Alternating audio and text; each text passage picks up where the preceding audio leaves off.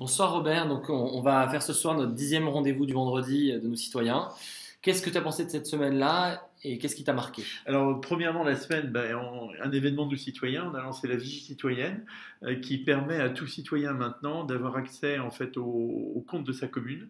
Un système très simple, vous tapez le code de votre commune et vous pouvez savoir si elle est bien gérée, mal gérée, comparée aux autres, et vous envoyez facilement une lettre à votre maire. Donc voilà, je dirais Il faut tous y aller, hein. Oui, absolument, parce que tout le monde se connecte. Alors l'événement de la semaine, c'est évidemment la loi Macron. Et sans vouloir faire la publicité de Bayrou, je pense que c'est lui qui a trouvé la meilleure formule pour parler de la loi Bayrou. Il a dit que ça n'a pas accouché d'une souris, mais d'une collection de petites souris. Donc c'est sûr qu'on va relancer la France à coups de réformettes. Même Jacques Attali pense que ce sont des réformettes.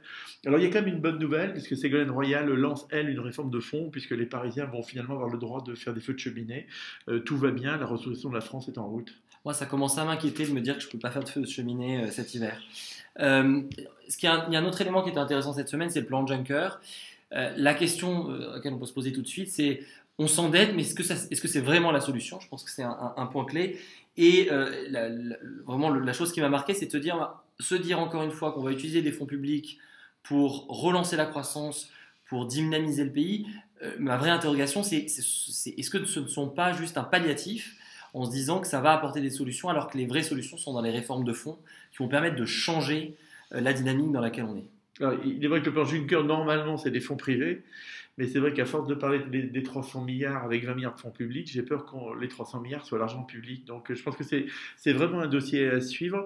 Et alors l'autre point qui est assez intéressant, c'est de voir comment l'UMP et Sarkozy lancent son plan de restructuration. Donc il y a une très bonne nouvelle, il passe de 100 à 80 salariés. Moi j'ai juste une question, parce que chez nous citoyens, on a 2 salariés. Alors c'est vrai qu'on est une start-up, mais à quoi ça peut bien servir 80 salariés à l'UMP, puisqu'il y a en plus des attachés parlementaires. Et j'ai du mal à comprendre qu'on puisse réduire la dépense publique et avoir de l'efficacité quand on a déjà 80 salariés. Je pense qu'il y a des chauffeurs, qu'il doit y avoir des majordomes et plein de gens, sans parler peut-être de personnes qui ne devraient même pas être salariées. Donc je trouve pas ça très très rassurant en fait. Pour un partager d'ailleurs.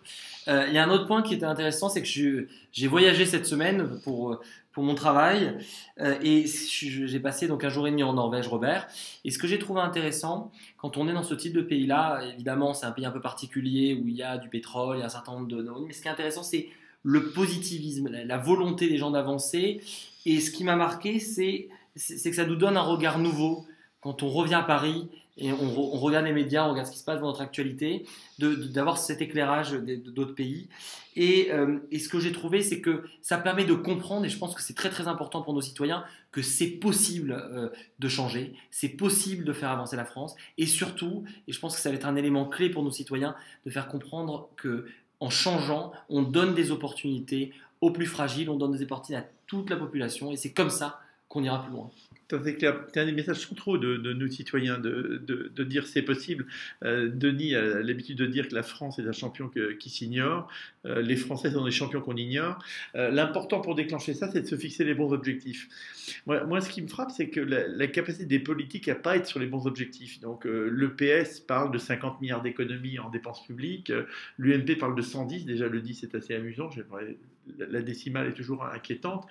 Le vrai gap en termes de rattrapage financier, c'est 200. Donc, effectivement, 200, c'est 2 fois plus difficile que 100 et c'est 4 fois plus difficile que 50. Mais n'empêche que c'est le bon objectif. D'autre part, quand le MEDEF parle qu'il faut trouver 1 million d'emplois, il est aussi à la moitié du chemin.